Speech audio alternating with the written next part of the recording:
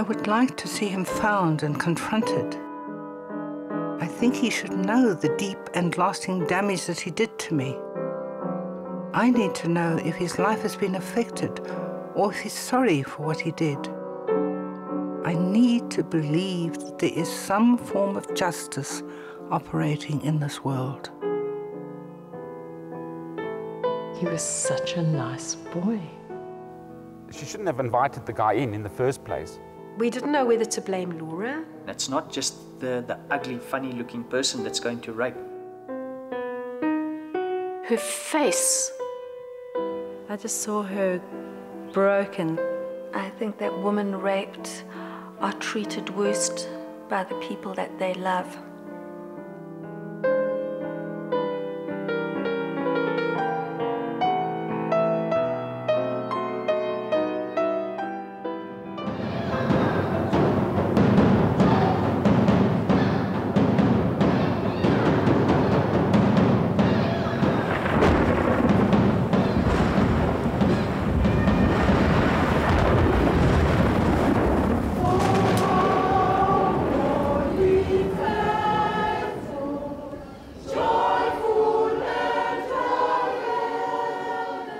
It was the eve of Christmas Eve, and it was late, and I opened the door to let the dog out, and just at that moment, someone must have been passing by. I didn't actually see them pass, but suddenly from behind the bushes, I heard a voice saying, "Hello." I wasn't quite sure whether this was someone that I should know, so I walked out to the gate to talk to him. He wasn't much older than my neighbour's son, and I saw him just as an older child. I asked him which school he went to, and he said he went to the school where I had been. And he said, "Oh, can I use your toilet?" So I said, yes, okay, of course you could use the toilet. So he came in, we chatted for a while, and everything was very pleasant, and then all of a sudden he jumped up and put his arms around me. Now, I immediately flung myself free and said, "No, you mustn't do that." He hit me across my face and sent me spinning. It was such a surprise. Up to that point, I really didn't have any fear that this was a sexual or a rape or anything. I was simply dealing with a little bit of a naughty child. He dropped his pants and he thrust his penis in my mouth. I was not compliant, I was not giving in any way, I was fighting. This child had turned into a monster in front of my eyes, and this monster was attacking me, and now I was fighting for dear life. So he must have kicked me so viciously, and then he left, and I think that he left me for dead, and he probably hoped I was.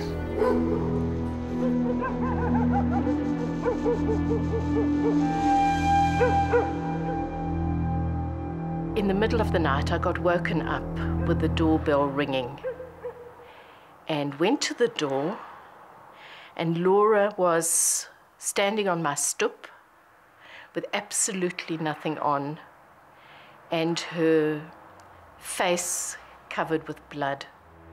Cicely took me to the hospital, and there I saw myself in the mirror, and I turned around to see who was standing behind me, because that reflection that I saw couldn't possibly be me. I didn't go into the house. I didn't want to go near the house. It was like the scene of the most unspeakable horror. They had to drill holes into my head here and here, and they put an enormous iron cage in front of me here. I wanted to scream. what have you done to my face? What has happened? I expected them to put it back. In the most defiant voices, they told me, oh, but your jaw was so shattered we couldn't possibly have put it back, and what the heck did you expect? Her face was like a parody of what it had been, and I'm talking about the face because that's the physical outside. If the face was like that, what happened to her soul? For a long, long time, I have simply avoided looking at my face in the mirror. I look at the particular part that I'm dealing with. I never look at the big picture. I avoid it to such an extent that I'm not even sure now what I look like anymore.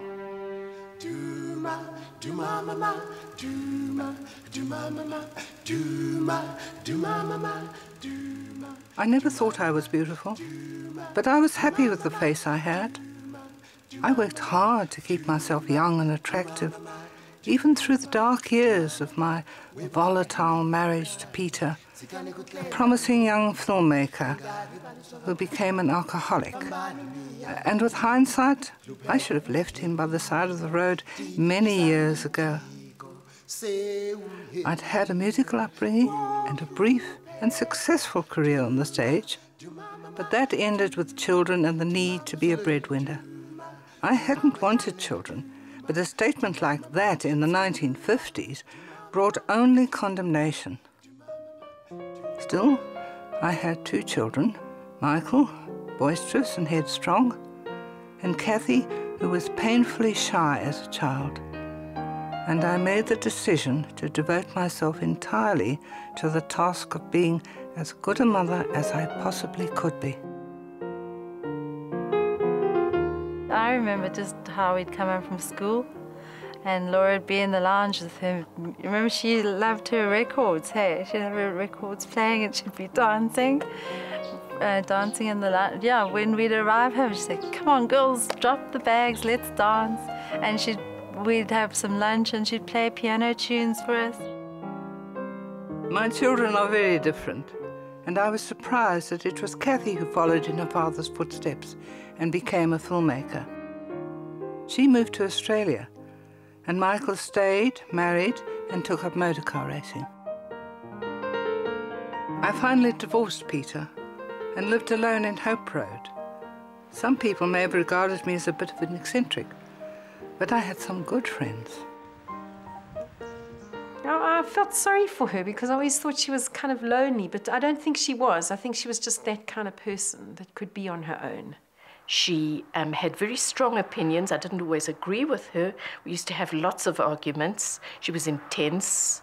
I think she was talented. I was very fond of her. She used to get on my nerves often, but I loved her.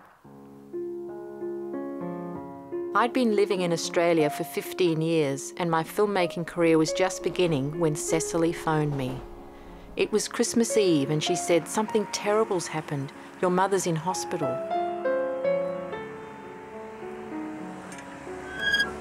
I completely underestimated the extent of the trauma, and it took me a couple of months to put my life on hold and my stuff in storage and get over to Johannesburg, not knowing how long I'd be there. My mother was out of the hospital and the iron cage had been removed, and she was putting on a brave face.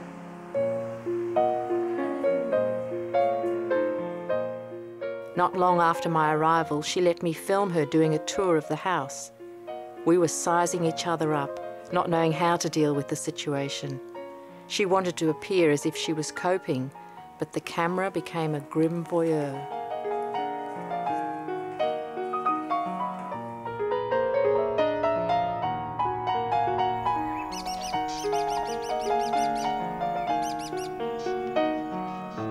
My brother Michael and I had never been very close, and as adults we'd always lived on different continents. Even then he was suspicious of my motives for filming, but he covered it with his own brand of humour, like his impersonation of the South African police. SAP? Yeah. Hey, has you got a license for that camera? Eh? Are you getting a license to drive that thing? No, but you see this now. Eh? You see this? They come here from overseas And they want to sort of make movies of everything. They don't know what's going on here. Huh? They think we's always pushing the blacks, eh?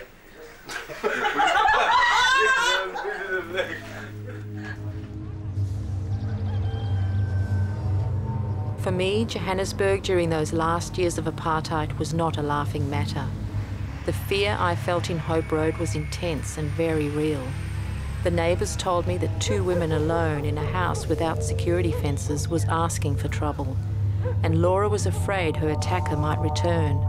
So I hired an armed guard to watch the house day and night.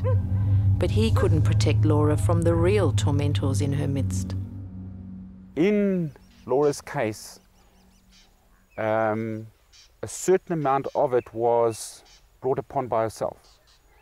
The fact that to invite a person into your house after midnight to come in and have a cup of tea or something like that, in the current situation, is not done. We didn't know whether to blame Laura for being out at night and for inviting somebody into her house.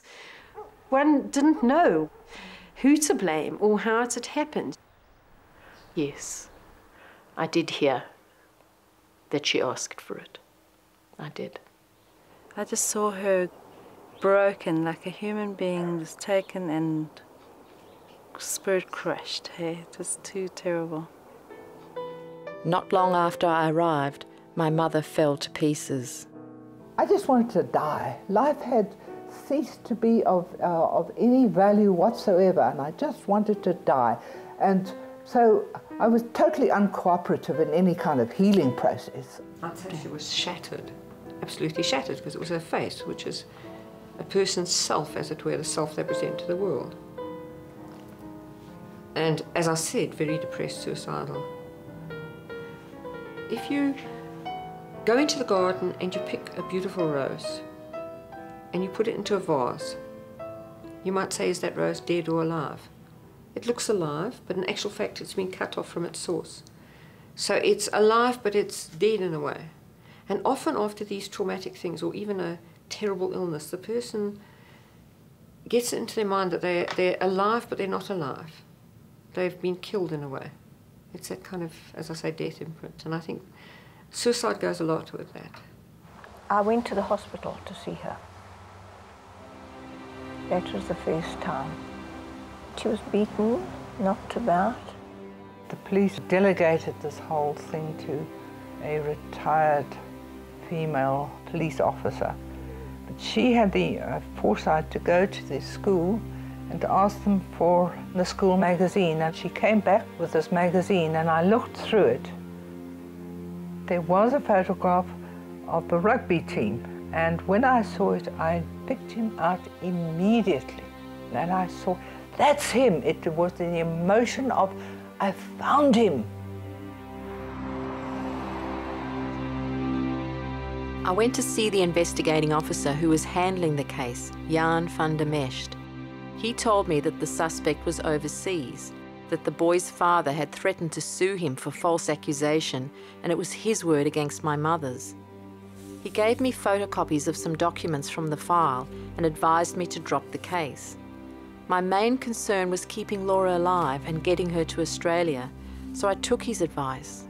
I had no idea how important the issue of getting justice was to become, and I was to bitterly regret that decision.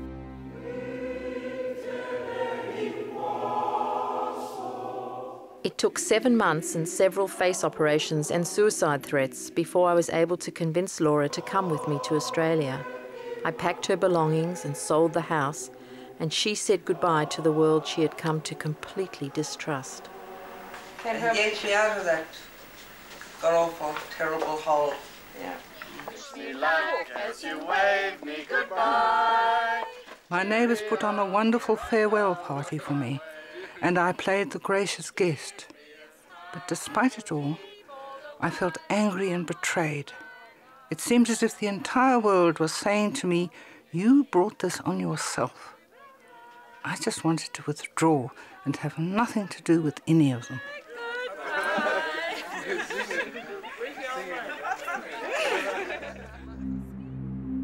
In Australia, I lived in a small flat in Sydney for several months, but I didn't cope well with my new circumstances and my depression deepened. I stopped playing the piano and my creative spring dried up. I put on weight so that no man would ever look at me in that way again. I was having memory lapses and trouble with even simple words and phrases. And I really believed that my face was so disfigured that I looked like a monster. Laura went into psychiatric care for 3 years and then moved into a small housing commission flat and became a virtual hermit. They called it post-traumatic stress, but for Laura, life was meaningless and she wanted nothing to do with the outside world. And time did not heal.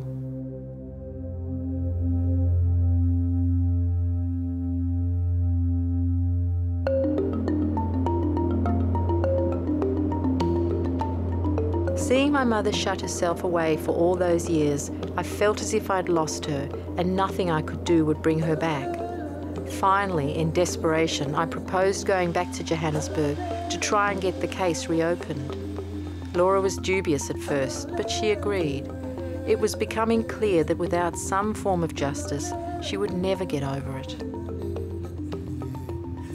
I hadn't been back since I'd taken Laura away after the attack, and I wasn't looking forward to it. My attitude coloured everything. All I could see was a city living behind razor wire and locked doors. To me, it was a city of fear. Even my mother's house in Hope Road had become just a brick wall. My first stop was to see Cecily, Laura's former neighbour and close friend. Is it the society? Does it reflect the values of the guardians of our society that they didn't find the child? I don't know. Was it a whitey thing? Was it a policeman protecting a white child that could have been his son? Laura showed me a picture from the Highlands Boys High School magazine that the police, that somebody had given her. And she was asked to identify, and she identified what looked like one young man, and of course it's somebody that I happen to know. He was at school with my children. See, that the same age as my children. But apparently it turned out not to be him. When I showed Cecily the photo and pointed to the boy, she actually said to my face that I must be mistaken because he looked such a nice boy, and she knew him.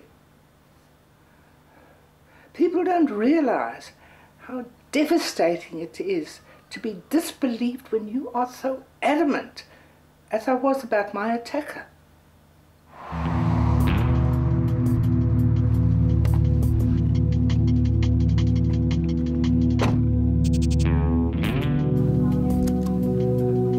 At Norwood Police Station, Superintendent John Miles was now in charge, and he and his assistant had been searching their archives for Laura's file for 3 days.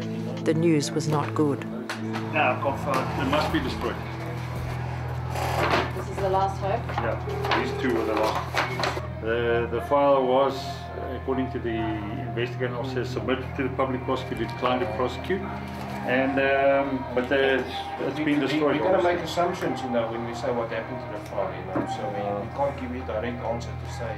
It seemed very strange that the files before and after Laura's were there, but her case file, or docket as they called it, was missing. The previous investigating officer, Jan van der Mescht, had since retired from the police force, but John Miles rang him while I was in his office. I wasn't allowed to film the conversation, but Miles later repeated the information to me over the phone. I spoke to him while you were here. He does remember interviewing an accused and taking the case to the public prosecutor for the decision. That's right. Yeah. He called him a harder-heart, didn't he? Yeah. Yeah. So a difficult suspect. Yeah, when difficult, that can mean anything. It can mean evasive, but difficult, not truthful. But the suspect had admitted being in my mother's house, didn't he? He remembered that he was feeding dogs or... Well, he mentioned that he was walking past and he was invited in and things like that. That he recalled immediately. I spoke to him. So yes, that's. So. And I mean, he wouldn't have that unless the accused had acknowledged that. If you see what I mean. Yes. This information from Fundamest was a great breakthrough, and I asked John Miles to set up a meeting for us. But when Fundamest heard that I was back in town and making a film about the case, things changed. He didn't turn up for our arranged meeting, and he evaded me for 5 days. Finally, Fundamest told me by phone that he was going on an extended hunting trip and didn't know when he'd be back. My time in Johannesburg was running out, and it was clear that I was not going to be able to meet him. I wanted to scream with frustration. It was at this point that I realised that without his cooperation and the original case docket, getting justice was going to be very difficult. And then, just days before I was due to leave Johannesburg, I met Charlene Smith. She is a high-profile journalist who was raped in 1999 and made her story front-page news. Her message for Laura was to be a turning point for me. If you want the person to get caught, and if you want the person to go to jail, you have to prepare yourself for an unbelievably traumatic fight. You have to fight and fight and fight. You get frustrated about the fact that you're fighting with everyone. You have to fight with the police, you have to fight with the prosecutors, you have to fight with the medical officers, you have to fight with every single person. And in the end, for me, this was the worst thing that happened to me. And if I wanted justice, I had to fight. If I wanted him to stop doing it to another woman, I had to fight. But it's a difficult process. It's a difficult process, and you often want to give up because it's very traumatic.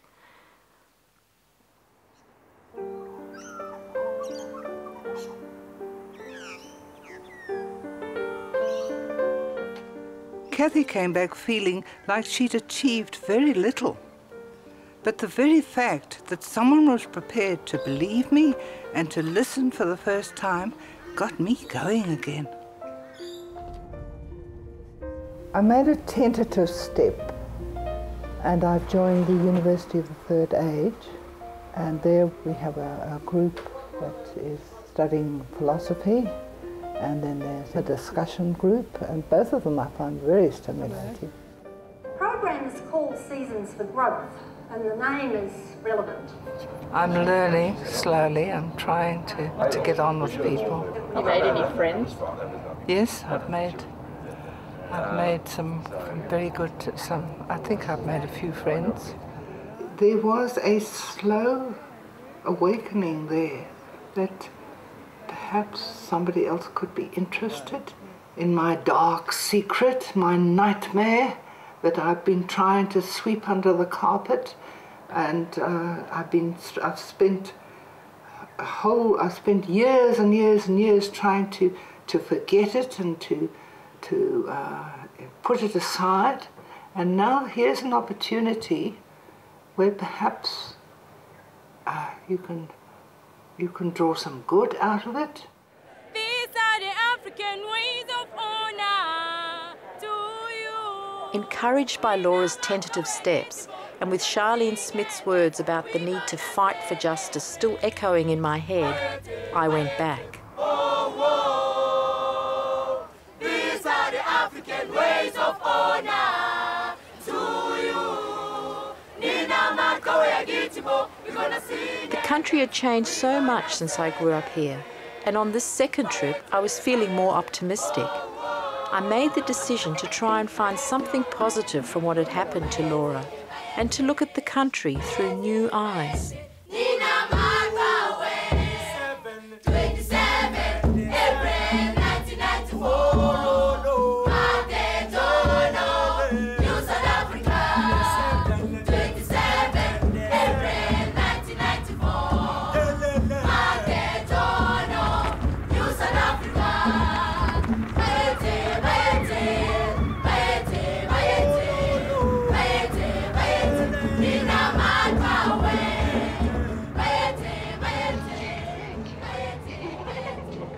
Even though the world around him had changed so dramatically, my brother Michael hadn't.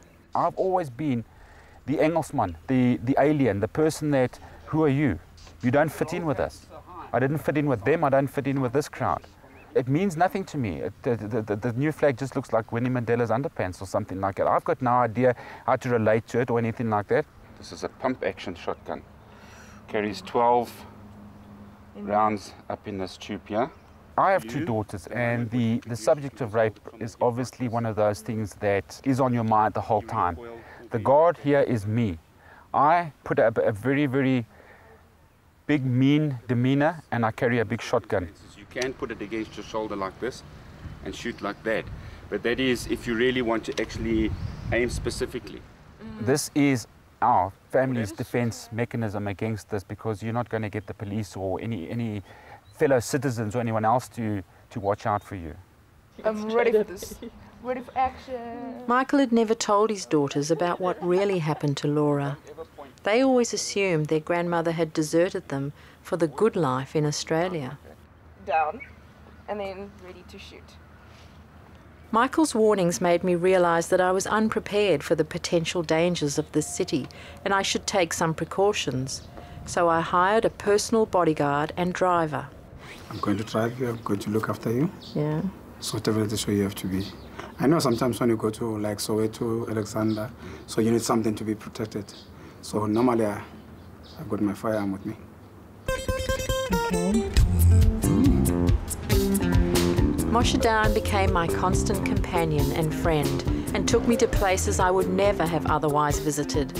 He also suggested novel ways of dealing with stress. How do I cook this? No, you don't cook it. You don't cook it. You don't cook it? What do you just do? grate it, ne? Grate it? You and wash then your body. You wash your body with yes, it? Yes, yeah. And vomit with it. I vomit? Yes. Okay. Probably need some of that. Okay. That's going to be an interesting experience.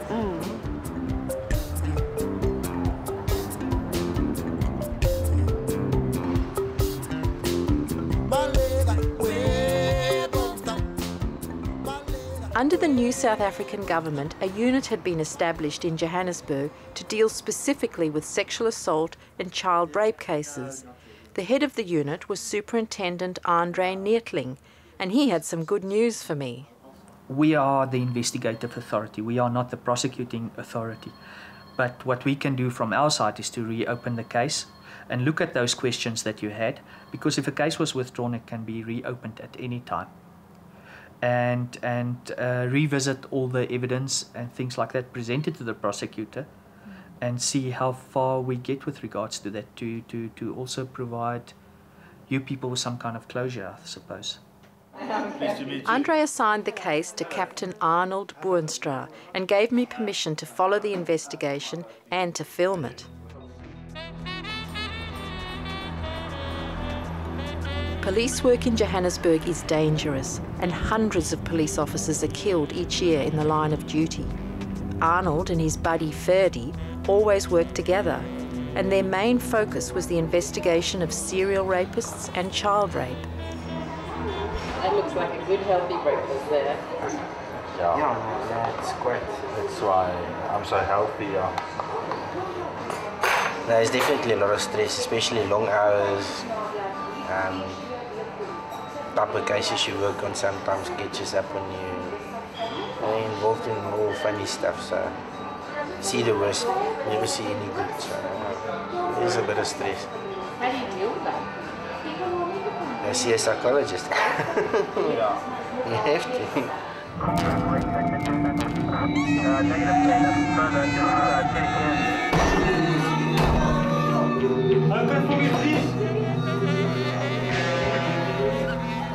I found Arnold and Ferdy's world very stressful. It reminded me too much of the bad old days of the apartheid era, even though they were now looking for rapists, not political activists. But they wanted me to see the battleground they worked in.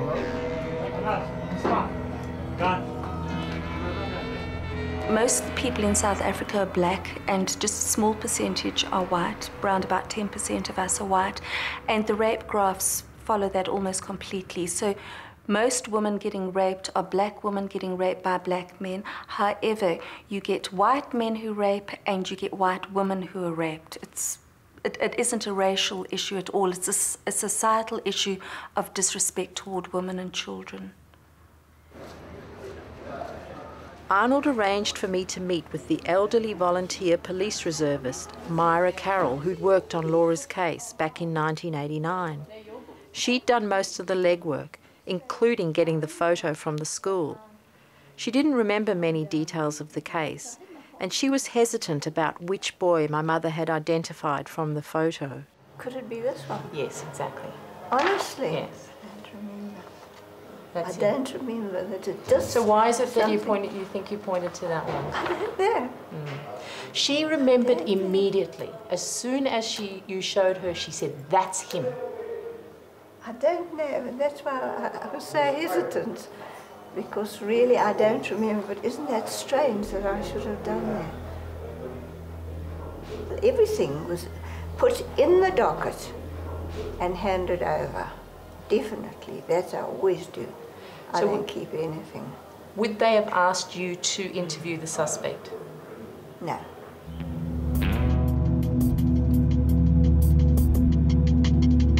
We're going to see the previous investigating officer, Jan van der Mest. He's on pension now, and see what information he can give us about the whole case. Finally, I was going to meet with Jan van der Mest. I wanted to find out why he'd evaded me on my previous visit, and whether he would tell Arnold what he had told the police superintendent, John Miles, a year ago while I was in his office, that he had interviewed a suspect who admitted being in my mother's house, but denied the assault. Van der Mest agreed that I could attend the meeting and film it, so long as it was just the camera resting on my knee. But I never said I interviewed a guy in this case, never. From the beginning, I denied any knowledge of somebody being arrested or interviewed in this matter. You know, I was in his office when you spoke to John Miles.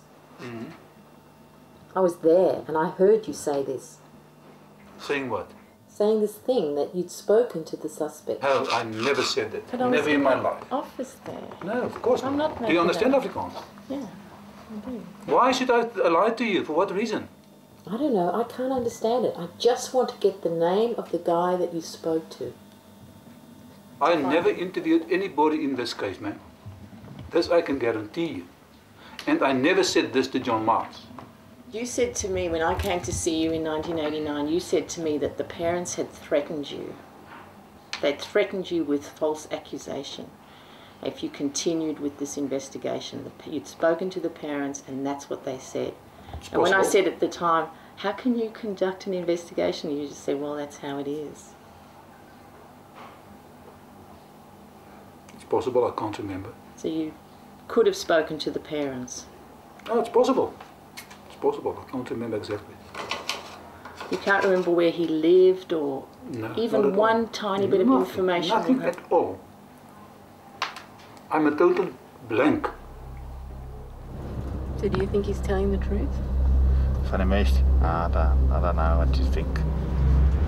My frustration at this point hit a high note, but I didn't get much support from Arnold. He wasn't interested in uncovering whether an ex-police officer was lying or not. He just wanted to track down some hard evidence. Captain Werther speaking. I need to find out old fingerprints of 1988. Yeah, it's an old case of rape that was investigated. Arnold told me that the fingerprints may take some time to track down, and I also had to face the reality of his daily workload. He had over 80 cases that he was currently investigating, including many of child and baby rape, and understandably these had to take precedence over my mother's case. We've got 1,800 cases that we investigate at the moment, which is all. We cannot distinguish between our cases. These are all, it's not property crime, these are all assault on people. So we have to give equally attention to all of them. But I think by the end of November we should be able to at least give you a good answer in terms of where we stand. Wherever I went, it was staring me in the face. The extent of rape in South Africa was horrific, and the statistics were almost beyond belief. A woman is raped every 26 seconds. A South African woman, 1 in 2 South African women will be raped at least once in her lifetime. I deal with rape survivors who've been raped 3 times, which is really difficult. 75% of rape is gang rape. You're more likely to be raped by anything from 3 to 30 perpetrators than by a single individual. A very, very high rate of incest. We have a particular problem at the moment because our incidence of HIV is so high that there's a very high rate of virgin rape. There's a belief that if you rape a virgin, you can cleanse yourself of HIV. So we're seeing, last year we saw a doubling of child rape. Charlene spends much of her time helping the survivors of sexual assault and their families. And it was at one of what she calls her survivor lunches that I met Glory and her twin daughters. The 2-year-old twins had been raped and sodomized by a man she thought of as a trusted friend who persuaded her to allow him to pick the twins up from preschool every day. And he raped them repeatedly, maybe for 3 weeks.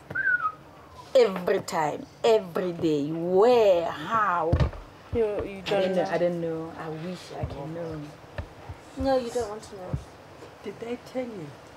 Yeah, they tell. They even demonstrate, even the noises he was making the time when he was raping them. You know, they talk, they say it like it is.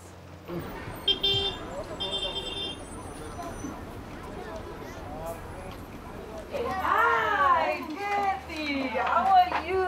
It's nice to see you again. Good to see. Glory was not a woman to let life get the better of her.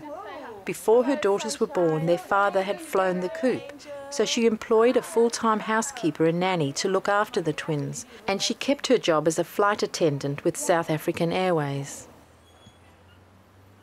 Glory had been to a court hearing the previous day in relation to the rape of her twin daughters and was furious at the outcome. The perpetrator, who lived 4 doors down the street from her, had been released on bail.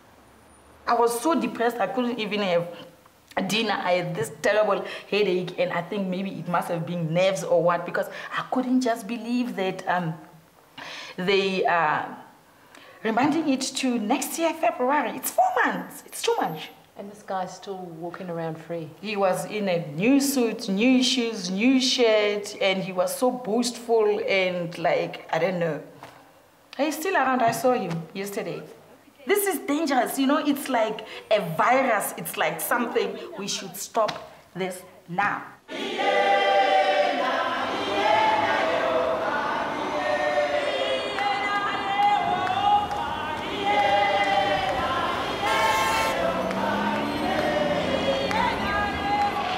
The delays and problems with the police and justice system that Glory and I were experiencing were extremely common. But instead of just grumbling, Glory and her family took action. She poured all her rage into a petition to President Mbeki in the hope of drawing attention to our frustrations. You know, we've got to put our feet down that they should do it. Send people out there to go and educate those people in all the languages, all the 11 official languages. It takes it like...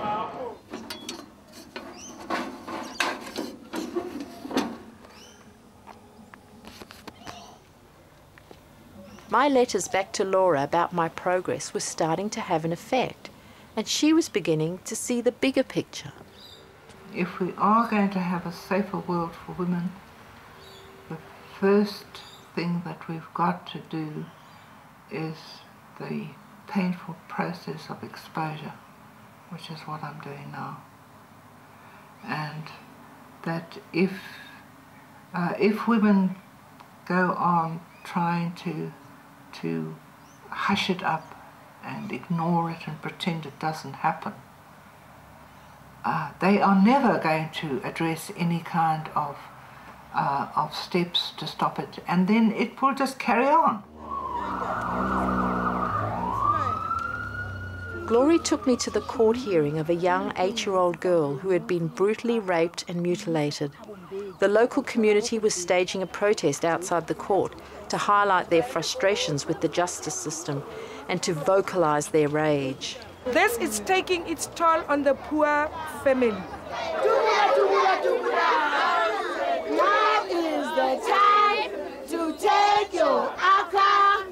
and shoot the enemy. If we find a perpetrator, somebody who's raping our children, we are not going to bring him here because we are wasting our time. We are going to kill him there and then. It will be tit for tat, butter for fat. We are tired. I sugar. No. The perpetrator usually buys the investigating officer or whoever that handles the dockets. That's what has been said, that they pay them the money and then all of a sudden the docket gets lost. And they know that once the docket is lost, everything, how are they going to proceed now? The ultimate end is that that man will walk out free because there's no evidence. The evidence that was there is no more. I went to ask Andre if he had any clues as to why all the information relating to Laura's case seemed to be missing. You know, things disappear, but not everything. You know, yes, dockets do disappear, especially if they're that old. And there's, in the meantime, there's a lot of things to do to improve our archive systems and that. But yeah, it happened from time to time, but not really that everything disappears. And we are looking into that at the moment to find out where these things disappear to. The fingerprints in Laura's case still hadn't been traced, and the investigation was bogging down, and I started hassling Arnold for results. Somebody somewhere is lying. Have you thought of going to speak to either Superintendent Miles, John Miles, or... No, that doesn't help. It's hearsay evidence. I need evidence, physical evidence that I can use now to link this suspect to the crime. You know, hearsay from John to this one to that one is not going to help me. I'm just desperate. I know that you are, and I feel with you, and I have sleepless nights about this. Do you? Mm-hmm. Yeah, you think, where have we gone wrong? What have we missed? You know, there's something missing here. There's a piece of the puzzle that's not here, and we can't seem to find it. My frustrations with the slow pace and the obstacles in the police investigation were really getting me down, and I was desperate for signs of hope. The police told me about a playwright, Bongani Linda, working in Soweto, whose community theatre work on this issue was being performed in schools and prisons around the country to mainly male audiences. Theatre has played a very important role in popular education right from the days of apartheid protest theatre, which was used as a tool to conscientize as well as a tool to inform international audiences of what was happening in the country. You see, it's easy. Power. That's all it takes. It's a chapel.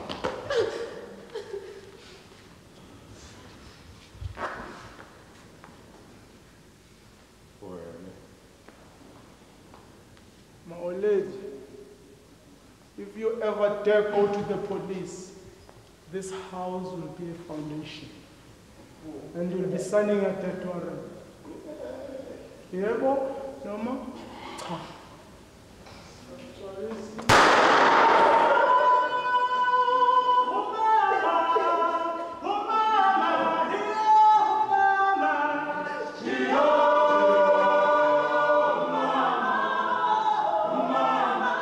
I had a very, very beautiful girlfriend who was gang raped, and then she could not take it any longer. She committed suicide.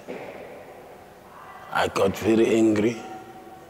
I confronted one of the rapists. In that anger, I killed him.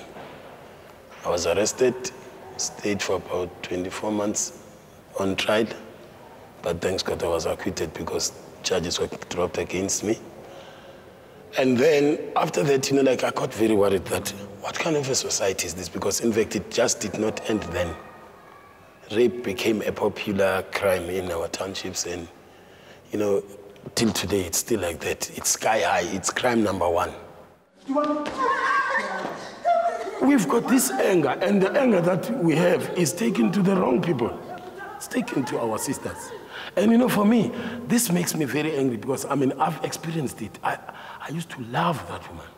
She was part of me. We shared the same breath. Today, she's no more. Because some, I'm sorry to say this, but fucking bastards, barbarians.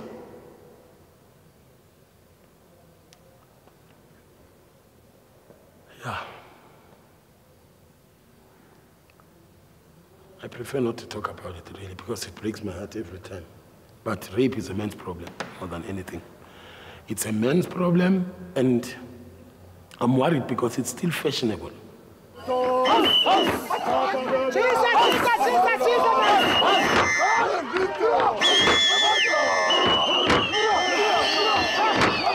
call upon the men who are here, as well as the boys, young men, let us make this our struggle. The safety of our mothers, the safety of our sisters, the safety of our aunts, their welfare, their dignity is our business.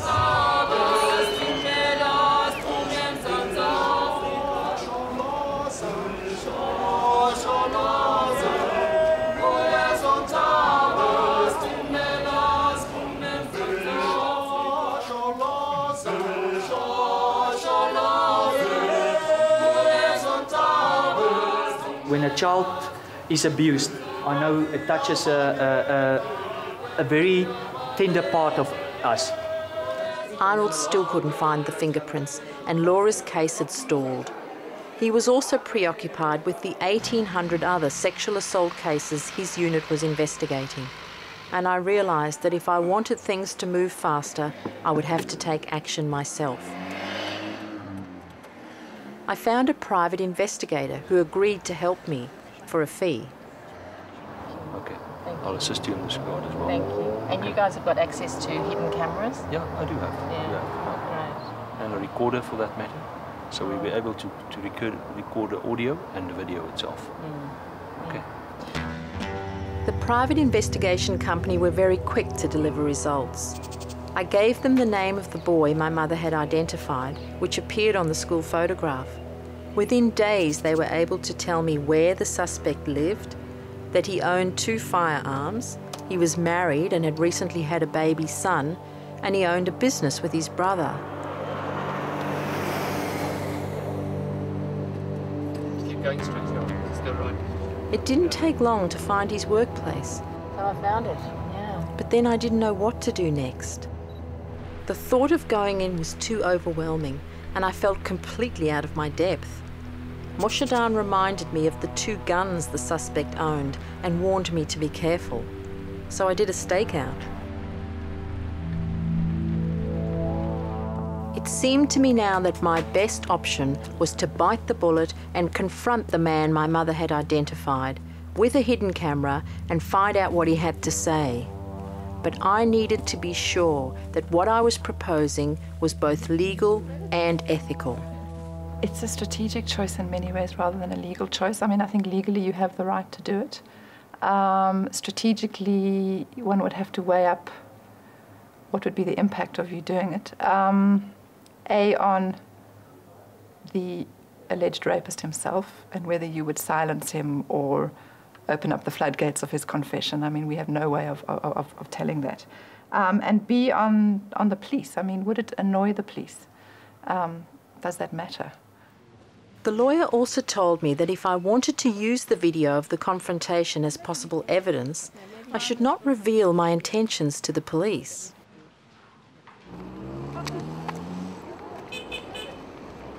The thought of going out and facing the man who had caused all this trauma terrified me, and I kept hoping there would be some other way. Glory suggested we go to the ANC Women's League, a powerful women's lobby group. She believed that if we could speak to Nelson Mandela, we may be able to get some action for her twins and for my mother. She would like to have an audience, leadership here, Women's League. Like you are going to, on her behalf, going to confront the perpetrator. I think she's going to get a relief from that. Yeah, she'll be now able to let go now. Because why is she still holding on is that this person was not brought to book. That's why she is still holding on to this pain. But once she knows that it's being taken care of now, she'll be able to let go now. And I wish you all the luck. I wish for her sake.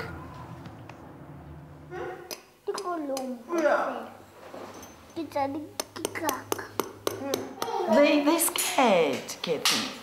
They scared. They feel safe when the burglar doors are locked. The alarm, even the alarm, they always remind us to switch the alarm on.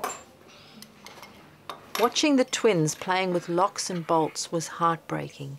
The man who had abused them lived just down the road, and Glory believed they were in real danger. I completely understood her outrage at the system that had allowed him out on bail, and why so many people felt the need to voice their anger at the extent of sexual violence.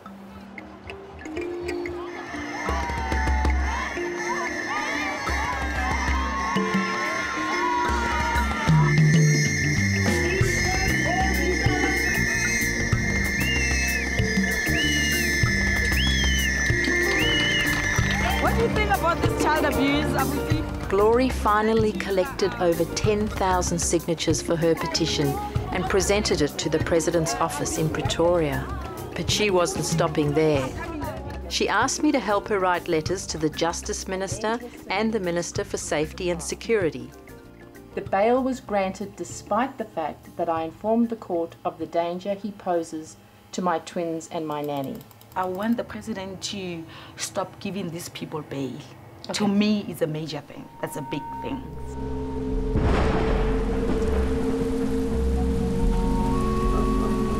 Arnold rang me to say that he was going out to interview the suspect within a couple of days. Fear and anxiety were holding me back from doing what I knew I had to do: confront the man my mother had identified. It was now or never.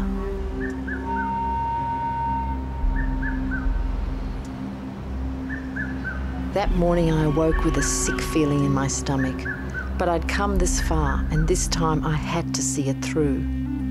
I still didn't know if I'd be in any danger, and there was that awful nagging doubt. What if it was the wrong guy? I could just wear it over my shoulder like that. Or you could put it right over your head. This way I can get it off if I need to. Or Oh, okay, yeah, sure. If you needed to run, I suppose, yeah. Still. So if I'm talking to you, is that getting a good picture? Well, as you can see there on the screen, you can see the picture there. That's me there. Yeah. And yeah, that's So it's basically just how the I picture. angle this thing. Yeah. That's going to be the key. Yeah, in any direction you want to, basically. Because once I start this, what I'm doing, I'm not going to be thinking about this because I'm going to be thinking about the person I'm talking to. So Yeah, sure.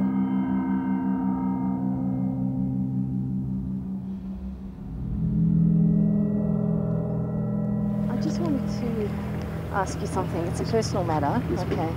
I just wanted to ask you if you've ever thought about that woman that you assaulted in Orange Grove in 1988. Assaulted? Yeah. Who are you talking about? The woman that you assaulted in Hope Road, Orange Grove in 1988. That was my mother. Sorry? Who's your mother? My mother lived in Hope Road, Orange Grove, and this is, she's identified you from a school photograph. You went to Highlands North School. So if you don't mind me asking, assaulted? Yeah. In what way? Sexually assaulted. Oh, do me a favour. Definitely not. Look, I can definitely help you.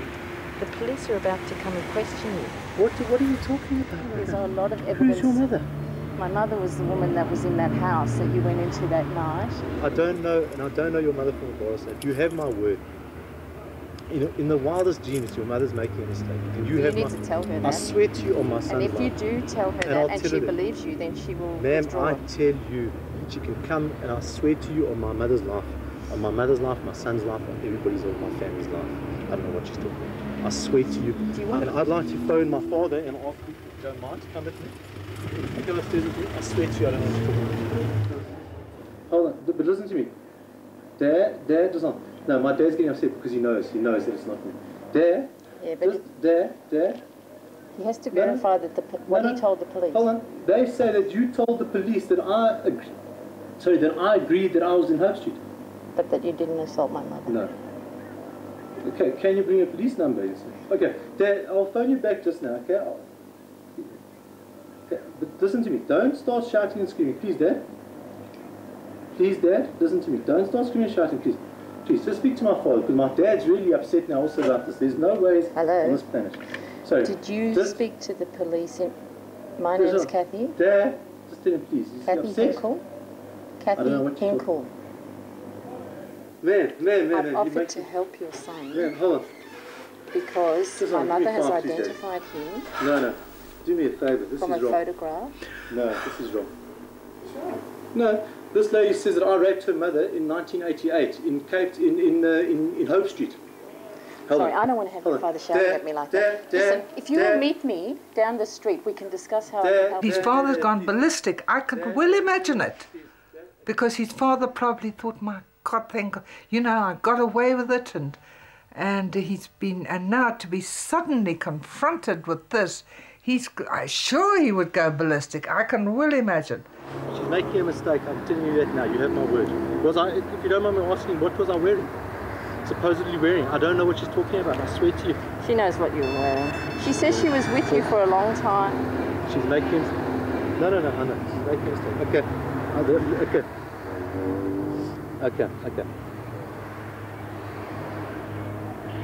Perfect. Okay.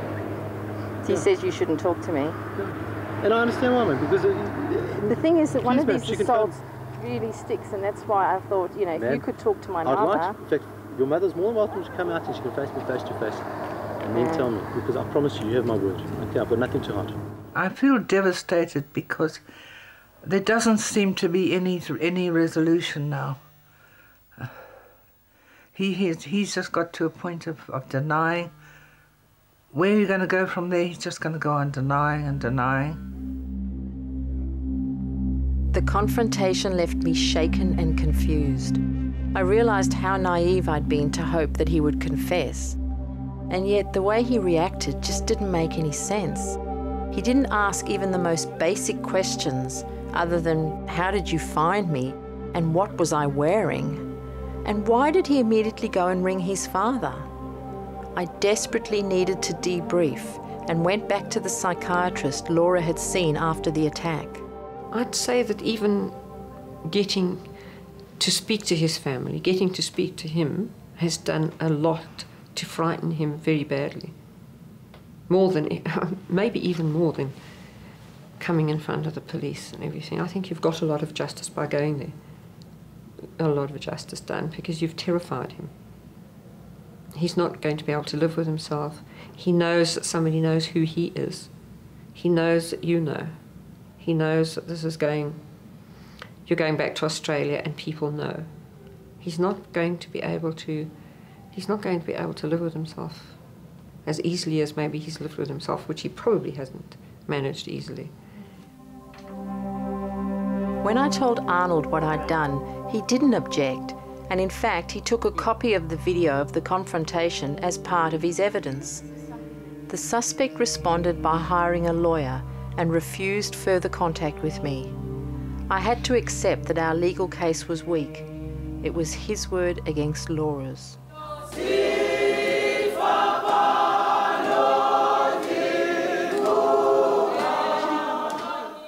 Arnold told me he'd been out to interview the suspect and he'd come up with an alibi. When I next saw Arnold, he'd been to Cape Town to check it out.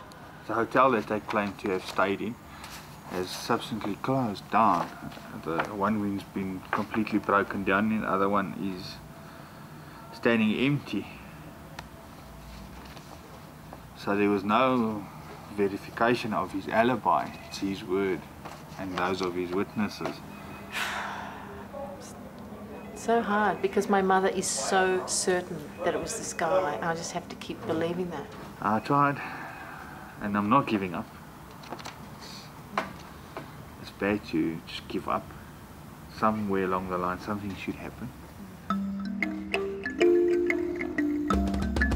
Glory's letters and petition had hit the mark, and she was getting attention from officials high up in the system. The South African government was acknowledging the extent of the crisis and making sexual assault a priority area. My letters are everywhere. Oh, the government department. People keep on saying, but who is this Glory Lekhodi? Some are on the corridors with the fires. They say, I should contact Glory Lekhodi. I should go see this. It's amazing. I can see a light. There is a light there at the end of the tunnel. It's shining brightly. You know, they all involved, they all concerned. They telling me that over the telephone when they come here. I want to help women and children because I think there's a big gap there.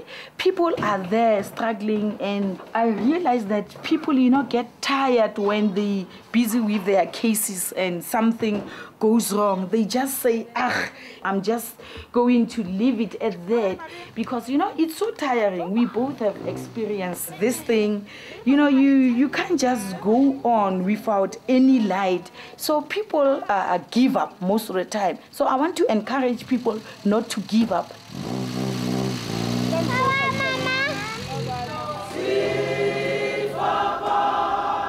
Christmas was fast approaching and I needed to go home.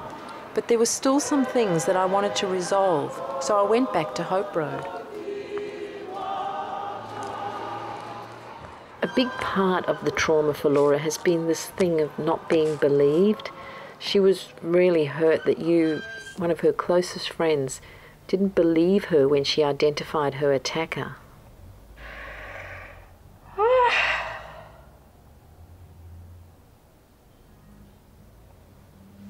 I don't want you to feel terrible. You can't help it. I mean, you can. You know, Laura, I'm sorry.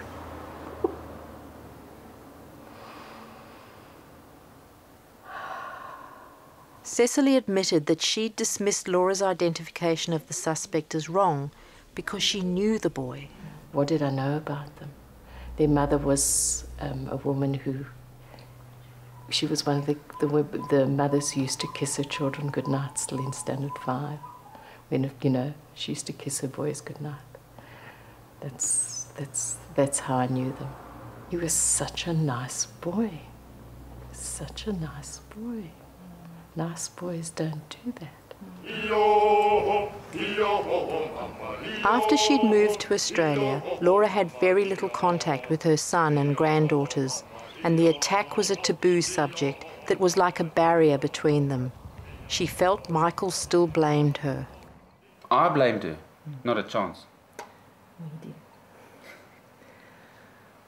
You said it was her fault for letting him in the house. That's not blaming somebody. That's how it felt to her. No, well, that's not blaming somebody. What do you say to the person? You say, there is a vicious lion. You go into the lion park. You say, those lions are man-eaters. Do not get out of your car. He didn't look like a vicious lion. He looked like a handsome, presentable young man. I mean, what does he think these people look like? That they're walking around with a label on their back that says rapist? I mean, does he think that I'm so unintelligent that I would let a person into the house who was dicey? But Michael has always thought this, and he still does. Yeah, well, if I'm going to speak to Laura, I will do it in front of her and not in front of this thing. This is bullshit, this. I don't know what I'm supposed to do. You keep on pointing your finger at me like I'm the big bad ogre and I just am so mean to everybody because I don't have this magical way of showing feelings and expressing myself and doing the big huggy thing with people. It doesn't work. I know what I feel. Now, sure, that was tough. I don't think I'd want to go through that. When you say, why did you do that? That's not blame. That is a blame. It's not blame. It's a blame. That's a question. It implies a blame. Right, well, then that's it. No, hang on, don't go. No. If you're going to harp on something like that and you're going to pick it and say, keep on saying that I was blaming Laura, you can forget this right now because I did not blame anybody.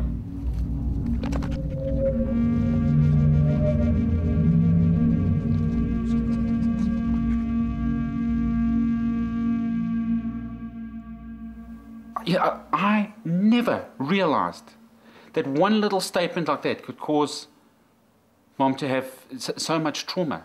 Now, do you think I could tie this together? Do you think I saw the connection there? I didn't see it.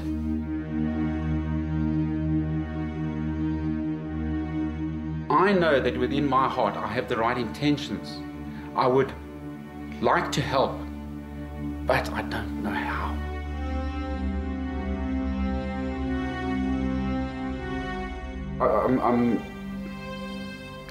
You've actually got me into a place where I'm very, very... I just want to put this.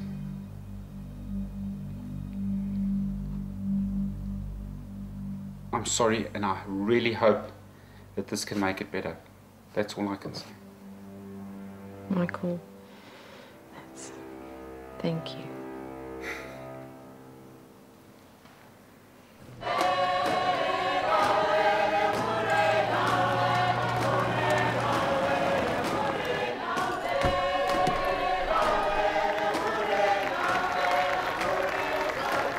I never got to meet Nelson Mandela, but in one of life's strange ironies, my brother Michael did. Mr. Mandela came to his workplace to give his blessing to their racing team heading for Europe.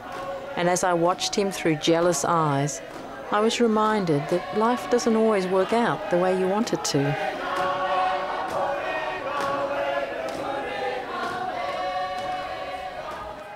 The South African police had always been the butt of Michael's jokes, so meeting the head of the Sexual Offences Unit was a bit of a challenge for him.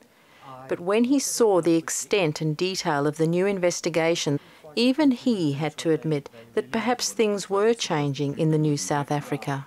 We fully investigated, and this is the best product that we can give to the prosecutor, and hopefully that will be enough to get at least a court case going. For the first time, Michael glimpsed the possibility of some justice, and he agreed to take over the handling of the case. Okay, good luck with that in any case. Okay. Thanks again very, very much. It's been great meeting you. Yeah, Andre, travel safe. Super, okay, yeah. Nice meeting you. I'd just like you to meet my brother, Michael. Pleased to meet you. Pleased to meet you too. This is Arnold Boonstra. My brother will still be here, he lives here, so if there's anything further... I'll keep in contact with him. As soon as I hear anything from the DPP, I'll give him a call. Yeah. Right, well, enjoy it. Thanks for everything, eh? Pleasure. Okay, bye. Cheers. Sorry. Oh, come let us adore him. Oh, come let us adore him. Oh, Michael did finally tell his daughters the truth about Laura.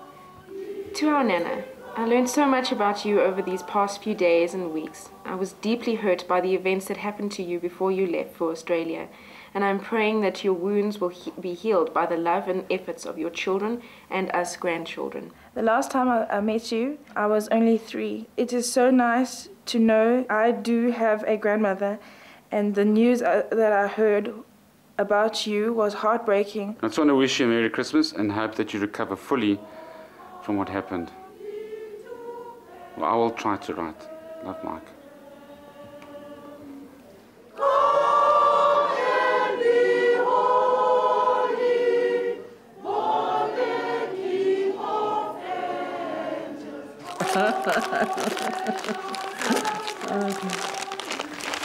I know what it is. And she is being very optimistic. She can't be, she's joking. She's joking. To think I'm going to fit into it, God. What is it, Laura? Because it's a bathing costume. She remembers me walking around in my bathing costume because it was always so hot. The very fact that they opened the case, the very fact that they've investigated him, the fact that he knows he's being investigated, and he knows that I still know and I am still convinced. And he knows now that he has not fooled me, and he has not fooled you, and he's also battling now to come to terms as to whether he's going to be able to fool the police. Do you want them to go forward and try and get a court hearing and if necessary, go and testify? I'd love it. I'd love it. I think that he should be punished. It would be absolutely marvellous if legally it could happen. I'm not pinning all my hopes on it.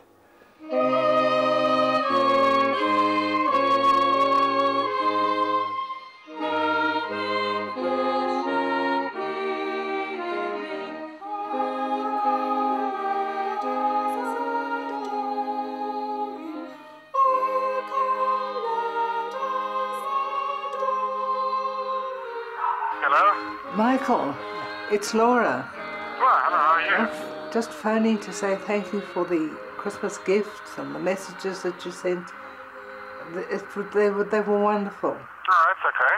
Michael's apology enabled me to forgive him, because although I could understand where he was coming from, I still needed him to apologize for me to fully forgive him. And I have found from experience that forgiveness is a double blessing. It helps the forgiven and the forgiving. And it sets you free.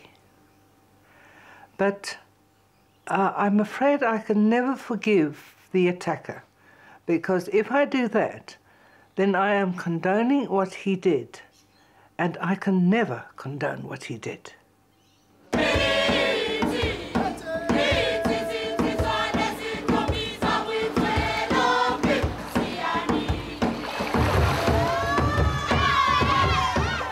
I still get depressed sometimes and angry that my attacker has not yet been brought to justice. But I've come out of my isolation and I'm renewing my faith in human nature. 2 exercises so far. Third one, you got to come down. Do you think I'm going to make it? Do you think I'll ever get there? If you keep on doing that, you'll probably take off, I think.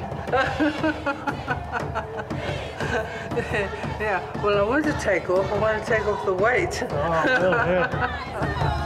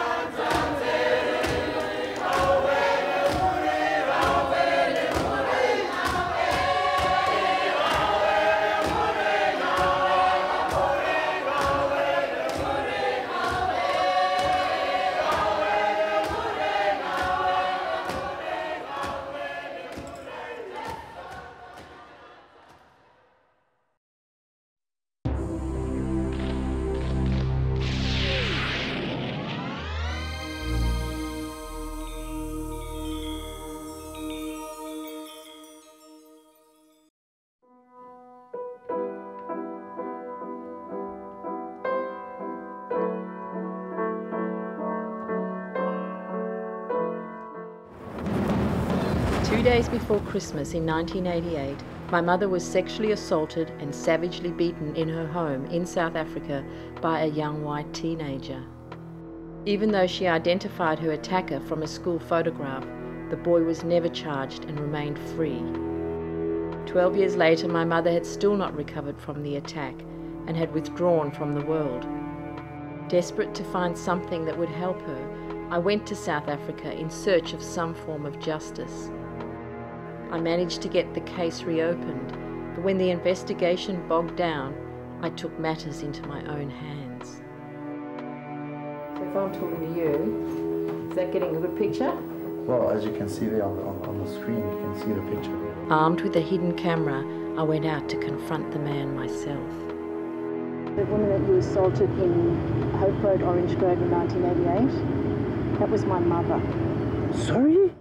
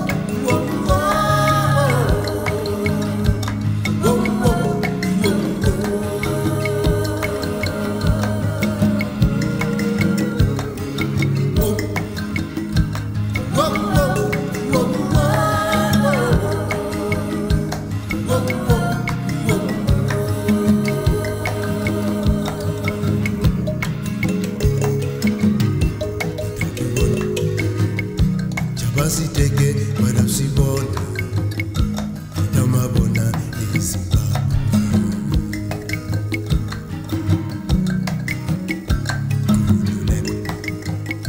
Utafika ekayara kayini Ingisela wena wana utafsibona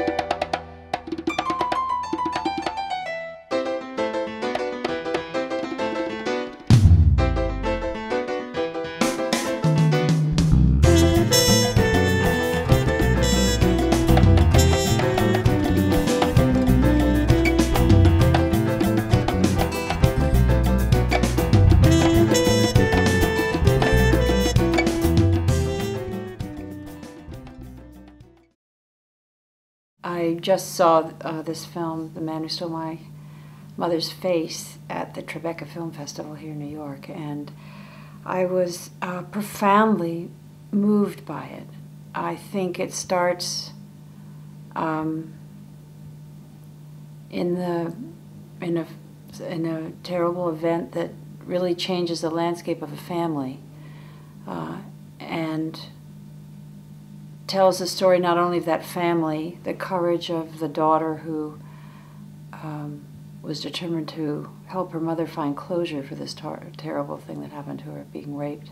The courage of the mother, who in the end comes to life when she realizes that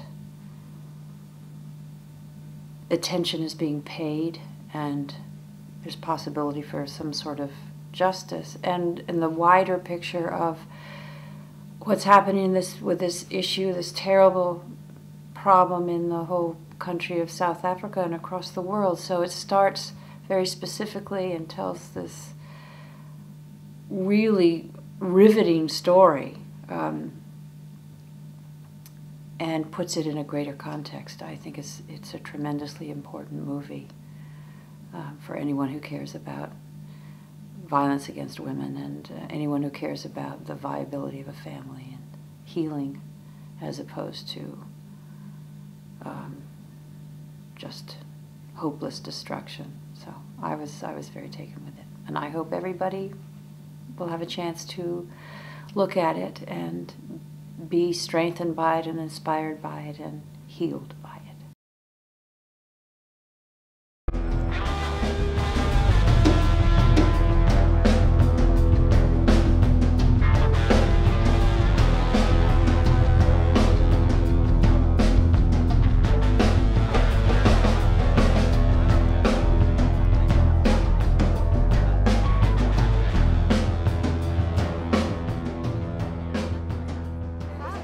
Story about the Australian film, which has topped the honours list at a prestigious film festival in New York.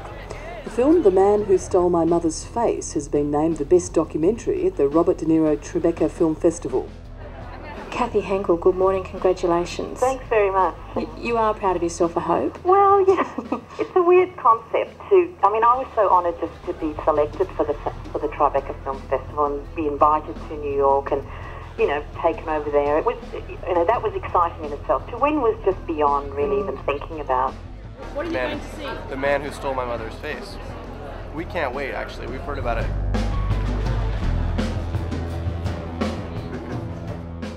It's a brilliant film, and you're not just a great filmmaker, you're also a courageous daughter and a wonderful sister. What, you know, thank you. I really love this film.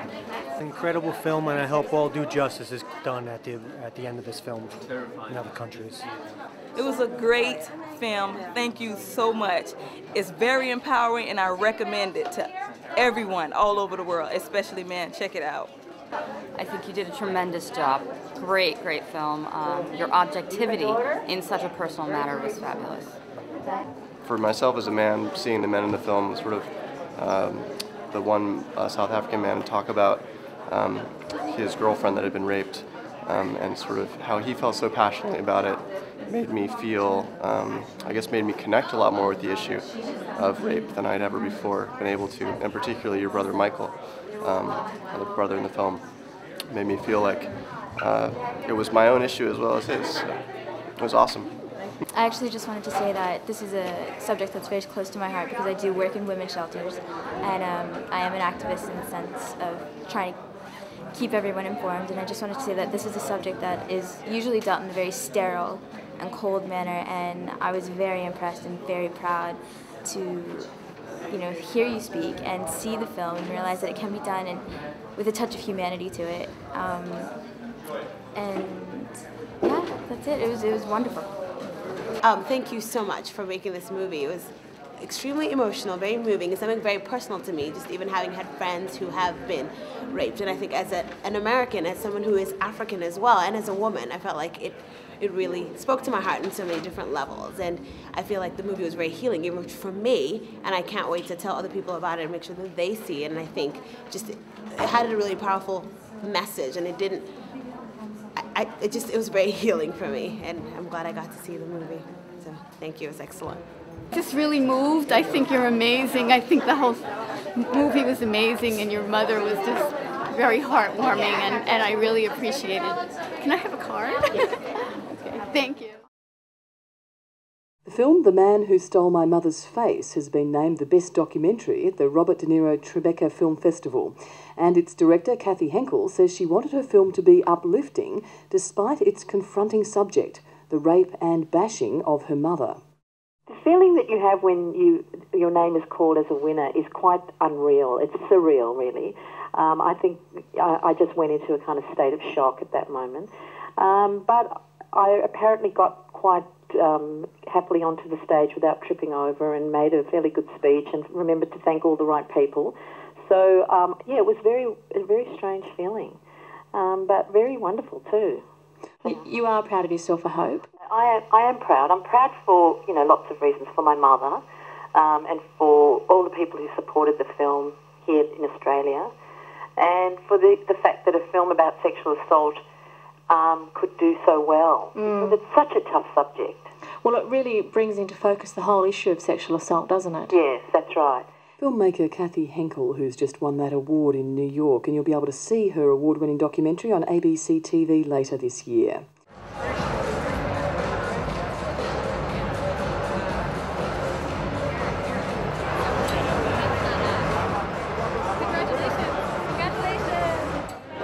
An amazing feeling, okay? I'm here at the Tribeca Film Festival, and we just found out that our documentary won the Best Feature Documentary, shared prize with a Palestinian film, which is a beautiful film. So I'm over the moon. This is really very strange. I'm very excited. Everybody's really happy. Our distributors here are really happy. This will help the film in Australia. It'll help it to reach new audiences in America and all over the world. Me being in the film is very weird because I'm the director as well, and it's very strange. And now doing this interview, here I am on this side of the camera talking about the film, which I hope to put this on the website. So yeah, I much prefer to be on the back end of the camera. But in this story, I had to be in the film because I was the protagonist in the film. So I had to put myself in it. But I'm not going to do it again, believe me. And that's it. Cut.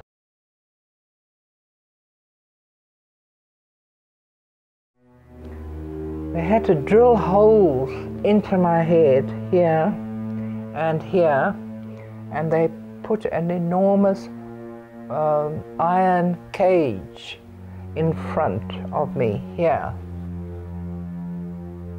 I wanted to scream. What have you done to my face? What has happened? I really believed that my face was so disfigured that I looked like a monster. Laura went into psychiatric care for 3 years and then moved into a small housing commission flat and became a virtual hermit. They called it post-traumatic stress, but for Laura, life was meaningless and she wanted nothing to do with the outside world. And time did not heal.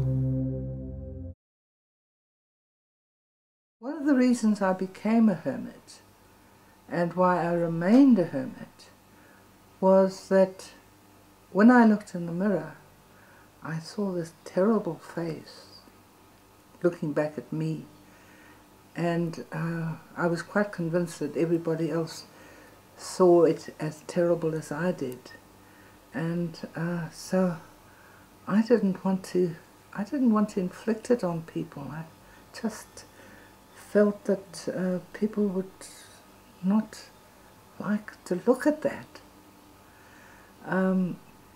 But since the making of this film, I have got such a different kind of feedback from people that they seem to see almost, they almost see a beauty, or they see courage, they see some things in me that I don't see when I look at the mirror.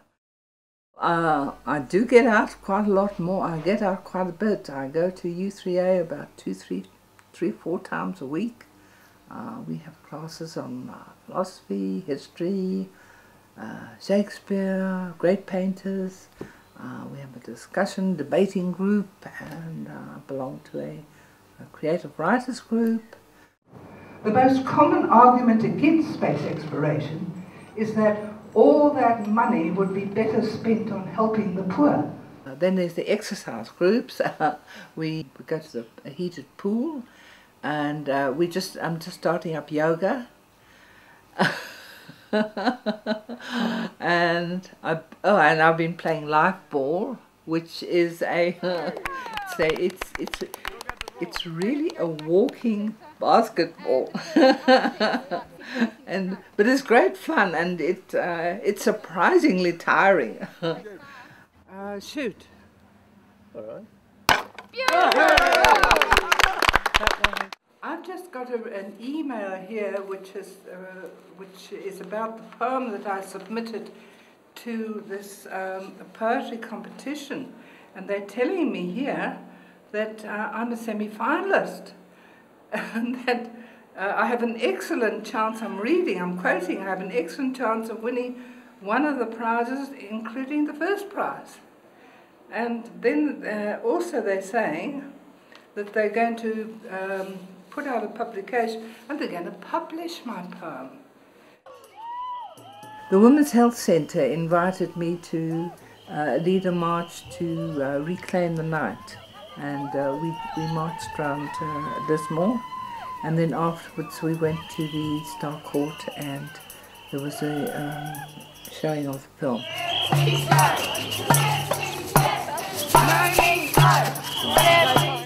My greatest achievement has been that I have learned to trust people again. And I am learning and still learning to like, even love, humanity, society, life itself.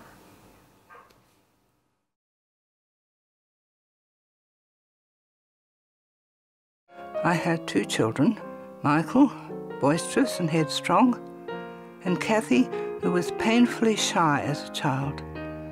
And I made the decision to devote myself entirely to the task of being as good a mother as I possibly could be. In Laura's case, a certain amount of it was brought upon by herself. The fact that to invite a person into your house after midnight to come in and have a cup of tea or something like that, in the current situation, is not done. I blamed her, not a chance. Well, you did. You said it was her fault for letting him in the house. That's not blaming somebody. That's how it felt to her. No, well, that's not blaming somebody. Well, if I'm going to speak to Laura, I will do it in front of her and not in front of this thing. This is bullshit, this.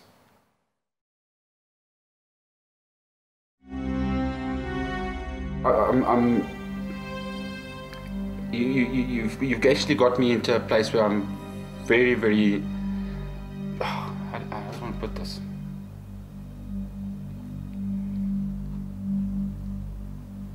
I'm sorry, and I really hope that this can make it better.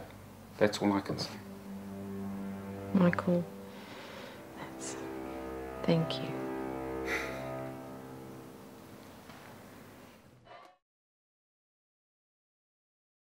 Are you still cross with me for having put you through that ordeal? Oh, there were times when I was cross. But obviously now that one sees what the effect is of it all, then at one point it seemed to me, what is it all about? It didn't seem to have any purpose. It was some crazed mission my sister's on. But now that it's all done and the final product has come out, the film is there, the reaction from my mother, and to see the turnaround from that absolutely depressed person sitting there, it's heartbreaking to see that. To see someone in our smiling, socializing with people, getting out, doing things, that is definitely, it's made this all so worthwhile. So now, what one can learn from this is to have the necessary compassion and understanding that when something like this happens, it's not that person's fault. And to not try and apportion in any way hidden or, in my case, implied or perceived to be implied accusation, then you've learned something, and then you can treat that person in a way that they don't feel that they did something wrong, and then of course the healing process goes a lot quicker.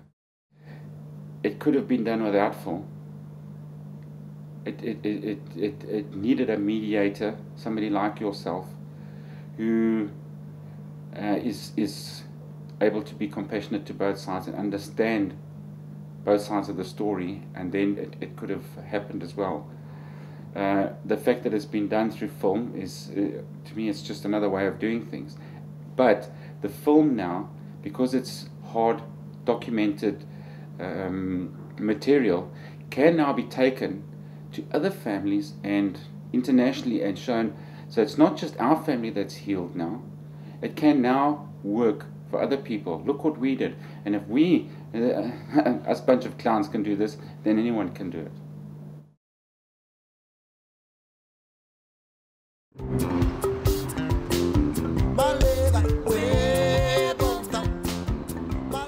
Under the new South African government, a unit had been established in Johannesburg to deal specifically with sexual assault and child rape cases.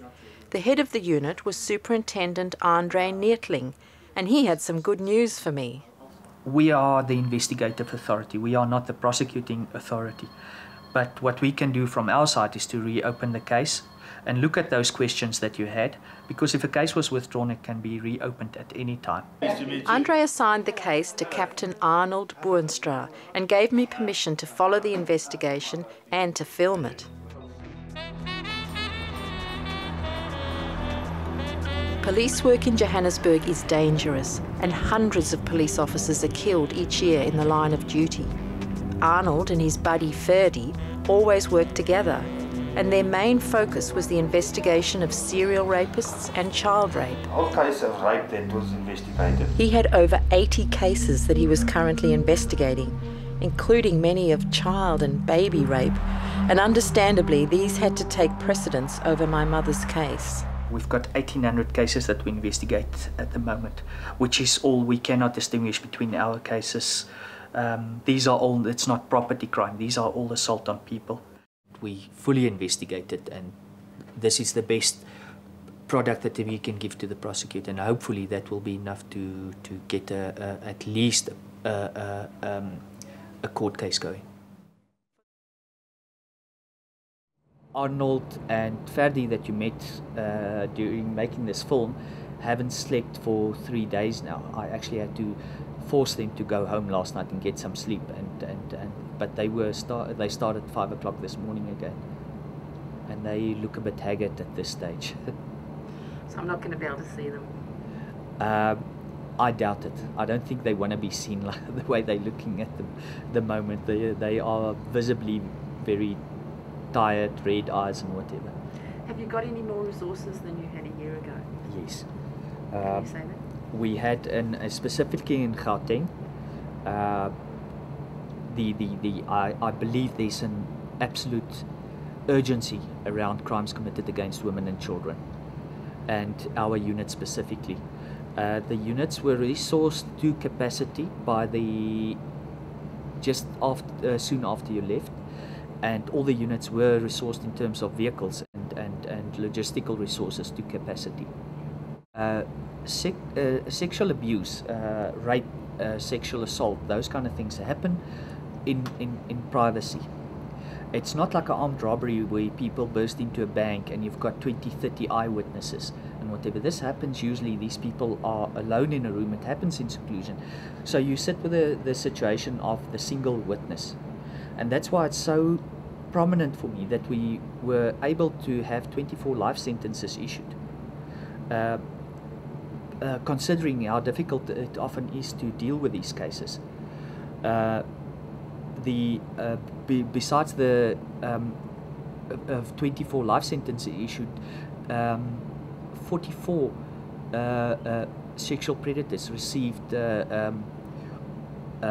jail sentences which ranged between 10 and 25 years, another 44 on top of that.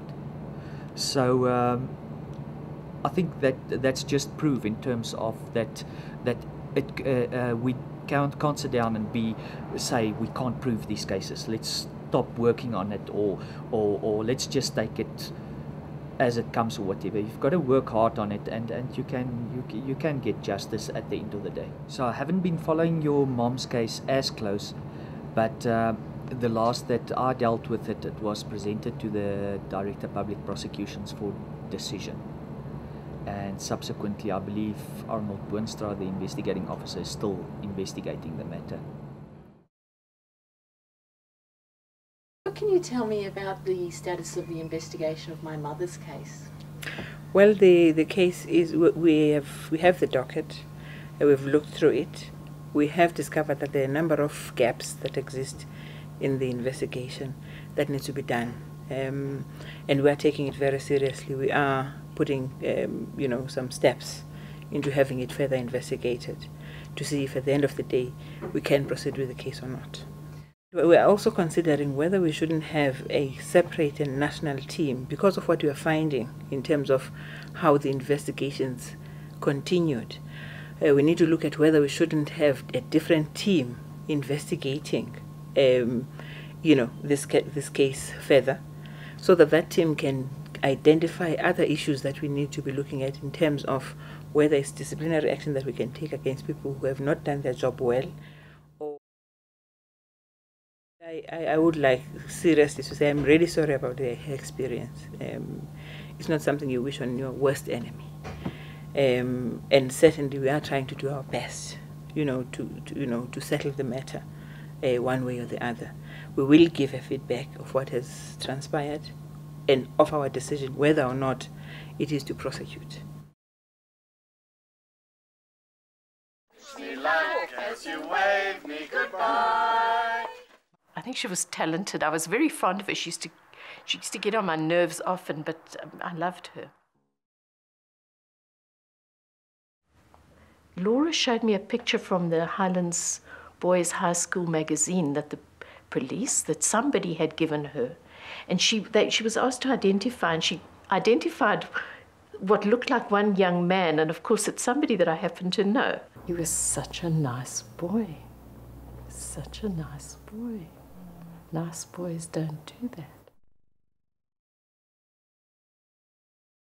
Under the circumstances, it's her story, and that is her story, and that's the way the story went, and I accept it fully.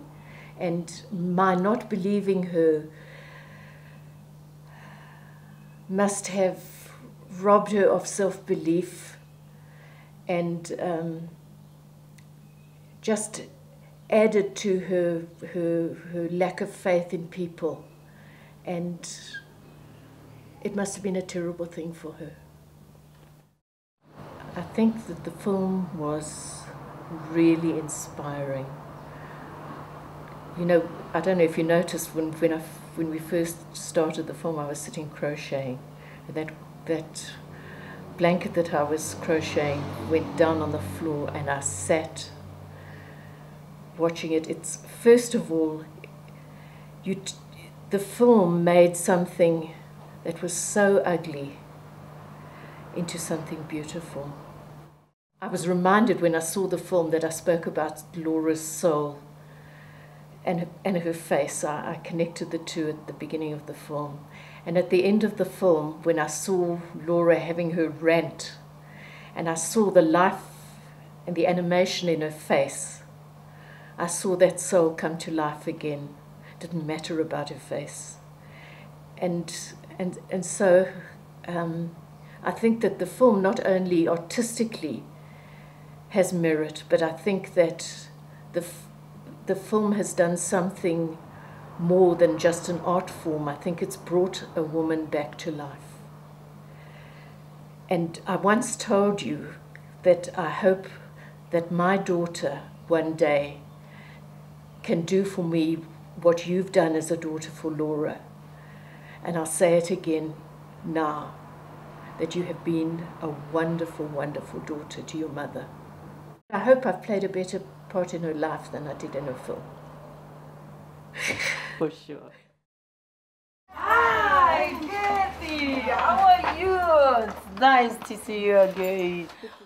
Glory had been to a court hearing the previous day in relation to the rape of her twin daughters and was furious at the outcome.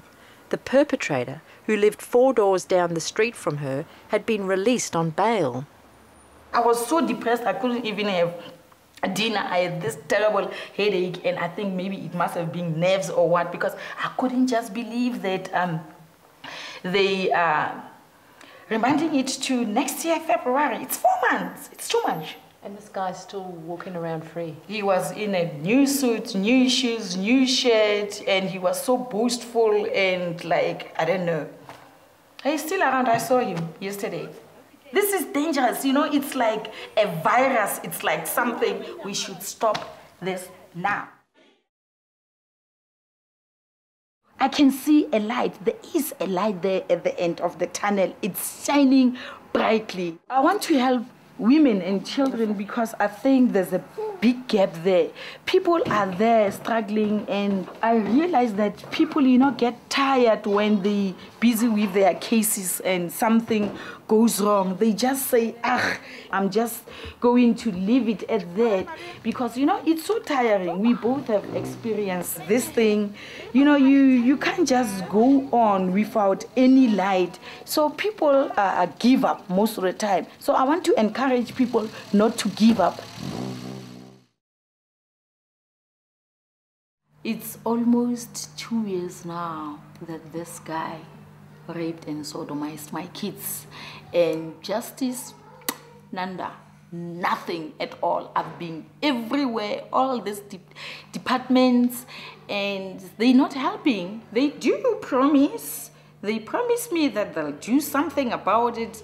They also come here, interview me, but afterwards, I think when they just turn their backs, they take the papers and throw them into the bins.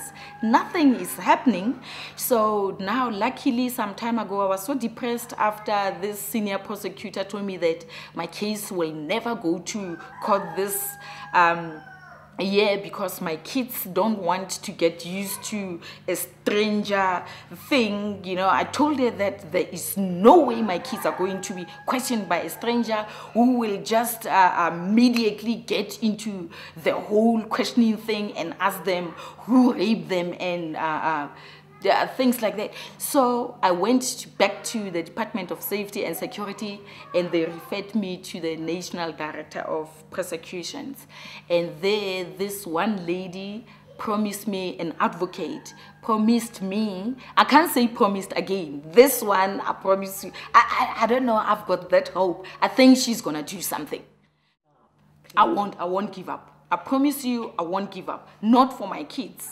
Remember, I'm the only one. I'm like a mother and father to them, mother, father, sister, everything to them. I don't have parents who can support me. I don't have a husband who can support me.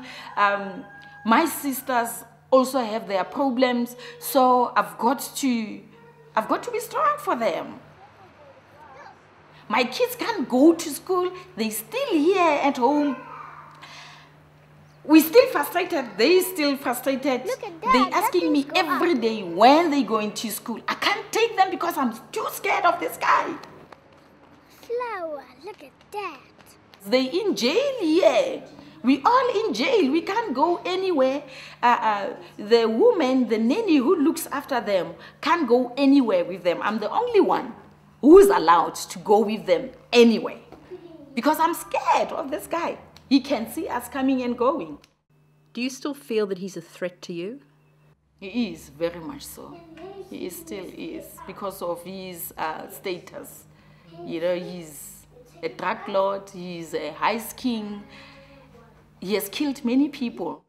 Has he made any attempts on your life? He did. I think now, it's about 2 months ago, I was from town. I had my groceries, big plastic of vegetables and groceries, and he tried to run me over with this car. I just had this car coming, speeding, and I jumped, you know. next to me. I jumped, and when I looked back, it was him. My case is not a case in isolation. Many cases are like that. That is why the conviction rate is less than 4% on all these cases. And that is why the rapes are still going on, and they are not gonna stop until the government does something. They should stop promising people, and they should stop going on shouting that they'll do something because they want our votes. They shouldn't do that to us. I'm keeping on, and I've got this hope that there is no way my case will just end no way. There is no way. I'm gonna fight till the end.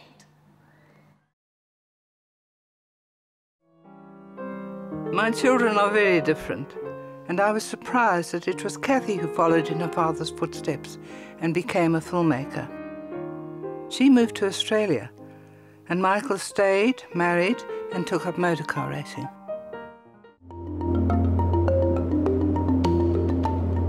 Seeing my mother shut herself away for all those years, I felt as if I'd lost her and nothing I could do would bring her back. Finally, in desperation, I proposed going back to Johannesburg to try and get the case reopened. Laura was dubious at first, but she agreed. It was becoming clear that without some form of justice, she would never get over it.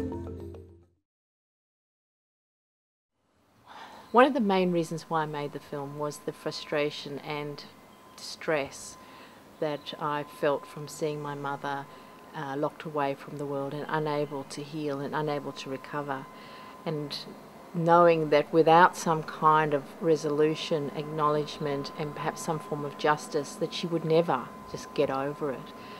So the film was motivated by that frustration.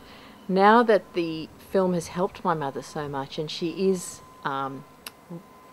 able to trust people again and to feel that she can go out and show her face to the world and take part in activities and, you know, be part of society again, that frustration is gone. I mean, that's a really fantastic outcome, and it's actually beyond what I ever imagined. To me, it's a bit of a miracle, the impact that it's had on her. I still have frustrations in some of the other stories that I encountered. Glory's story is still not resolved, and I feel very angry and frustrated about that. I do feel frustration that the case is still not resolved. My mother's case is still being investigated now, 2 years since I left there, and that feels ludicrous and drives me nuts. I would like to see the justice system be able to respond better to people's trauma and be able to, you know, get justice in more cases than it does. I think the most beautiful surprise for me has been my brother. I feel he has moved through something really huge in the making of this film, and he said to me the other day when I spoke to him on the phone that he has really learnt empathy, and I think that's very inspiring for people to know that people can learn that, and that he has shifted from feeling angry and feeling in denial about it and not wanting to deal with it to feeling enormous empathy and understanding what happened to my mother and being able to apologise and forgive. It's been a really big experience for my brother, and I'm really proud of him in what he's done, and our relationship is better than it's ever been, and I think that's been the best surprise.